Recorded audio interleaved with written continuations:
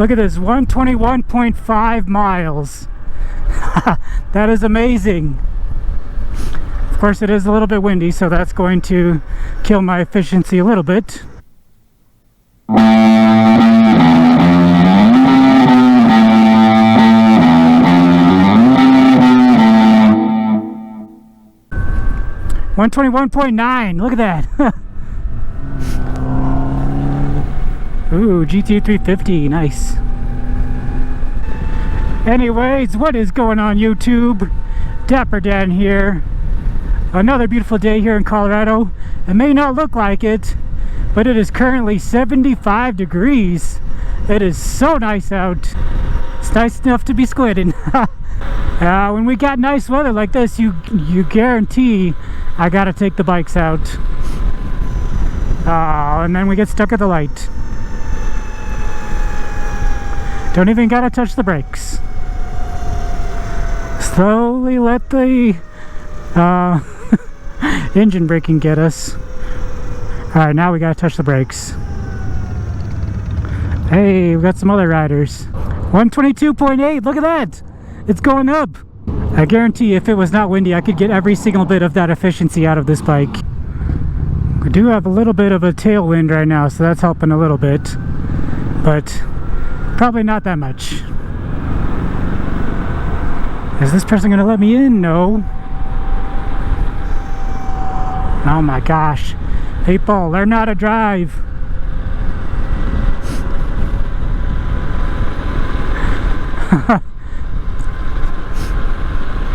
Anyway guys, the weather is so nice right now. We got everybody riding. Look at that. Today I'm going to be talking about why this bike is the perfect commuter bike. Unless you have like a really long highway commute, then this bike is the perfect commuter bike. He was looking. Speed limit's 40. We're about to get on the highway and show you guys.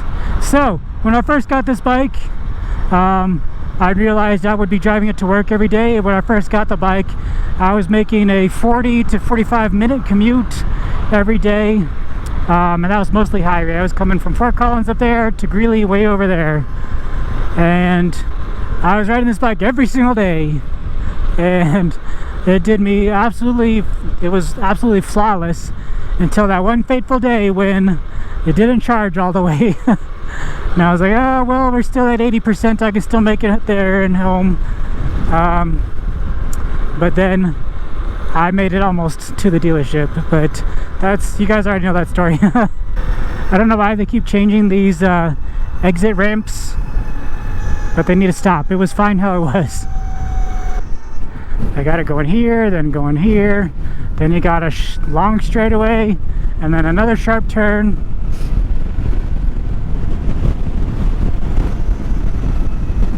Jeez, this wind sucks. Good thing I got a full charge.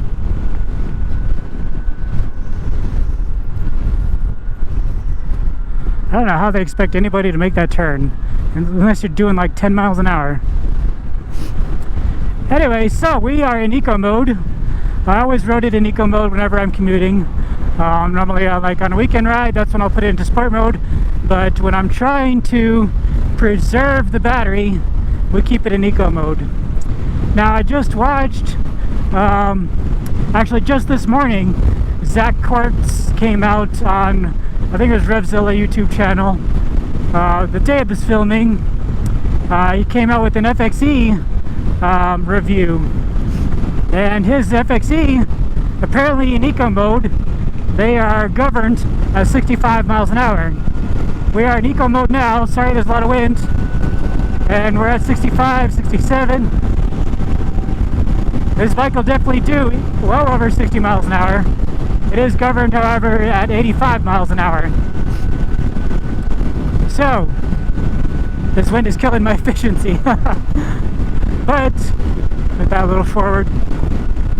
So if you're going to use this as a commuter vehicle, if you have like a 50-minute commute, I would say that's fine. Especially during the summertime, you'd probably use 50% of your battery on the way there, 50% on the way home, and you would be plug it in at home. You'd be fine for the next morning. It would be a perfect commuter vehicle for you.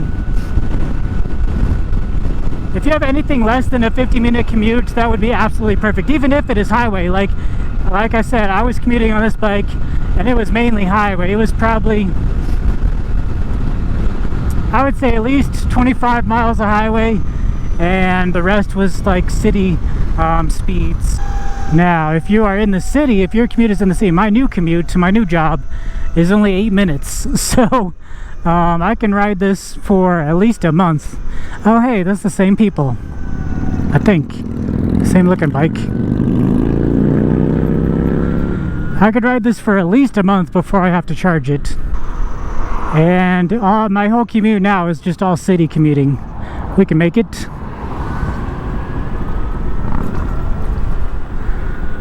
And the reason I love this so much is because, like, this long travel suspension, it is so perfect for commuting. Like, my commute has a lot of bumps on it right now. All these city streets are not the best, but you can even, like, let's see if this is a bump here. We'll hit it on purpose. Nope, just discoloration in the road. But I could even hit bumps on purpose and barely even feel them because of this long travel suspension. Is so nice. If you have city commuting, you don't exceed let's say 35-45 miles an hour on your commute, then this bike would be absolutely perfect for you. I needed to go down one more. We'll just turn around. This turning radius is super nice too. Look at that turning radius.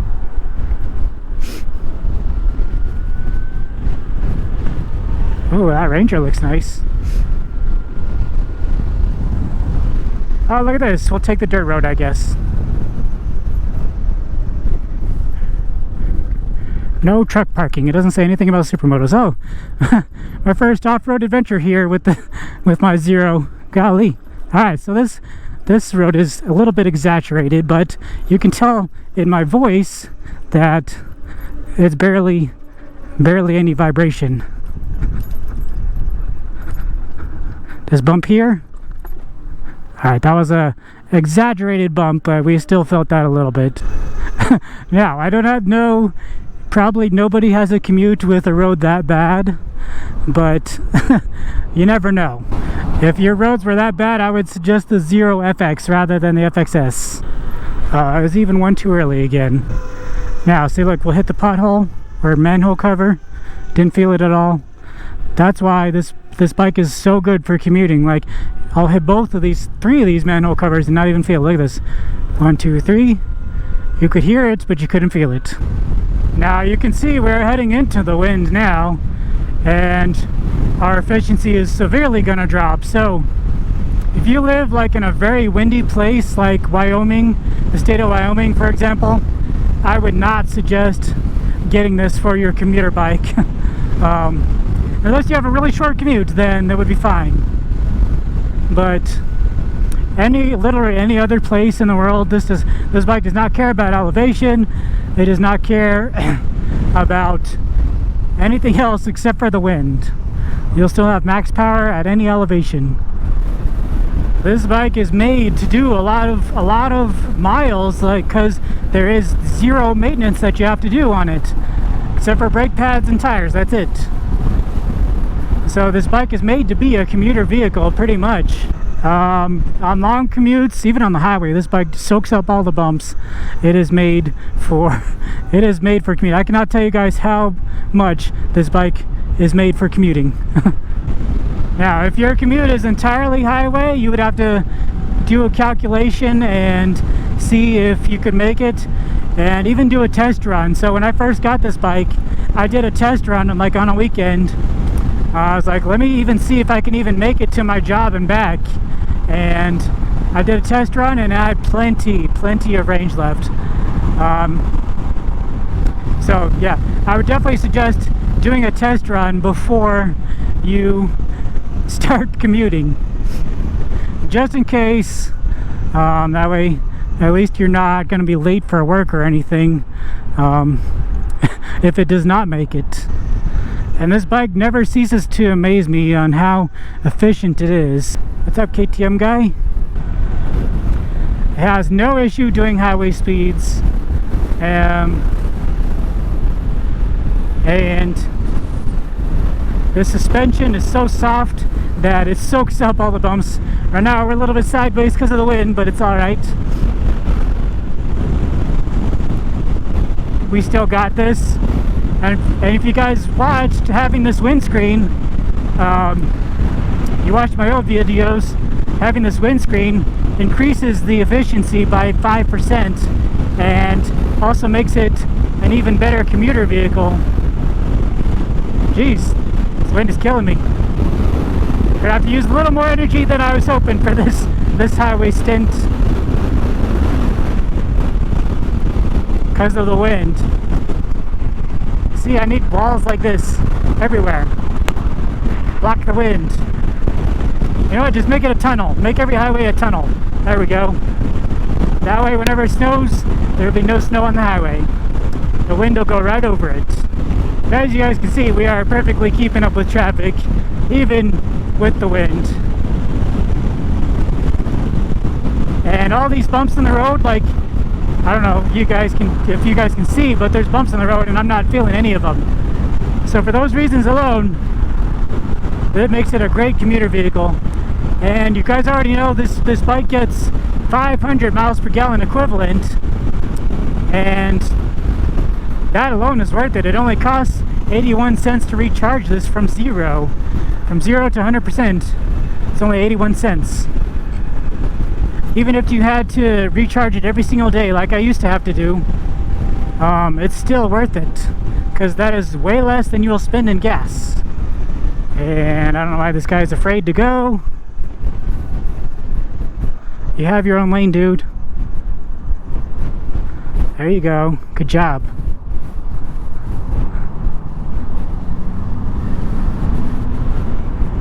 Don't even have to look. You got your own lane. It's possible for someone else to be in this lane. So there you guys go. Those are my opinions on why I think this bike is the perfect commuter vehicle. 1, the suspension sucks up all of the bumps. 2, the efficiency is just out of this world, 500 miles per gallon equivalent. And 3, it only costs 81 cents to recharge. It is super comfortable.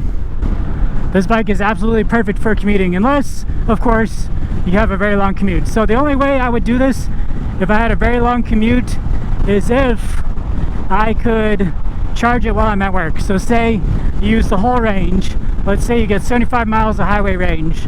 Use that entire range. You're at work for 9 hours, including your lunch break. You can charge it those entire 9 hours, and it should theoretically be at 100% whenever you get off work. If not, you can always buy a quick charger. I have one myself. I just used it for the first time the other day because I forgot to charge it tonight, so I had to get a little bit of charge in the morning. And I used it for an hour, and I got like 49% battery is what it was. It was 49% battery in 1 hour. So if you just buy a quick charger, bring it with you to work, then you're good to go. You can have the bike fully charged at any point in time.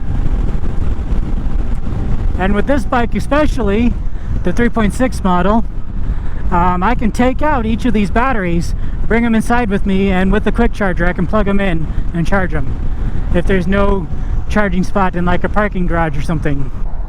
Boulevard, Suzuki Boulevard. Nice.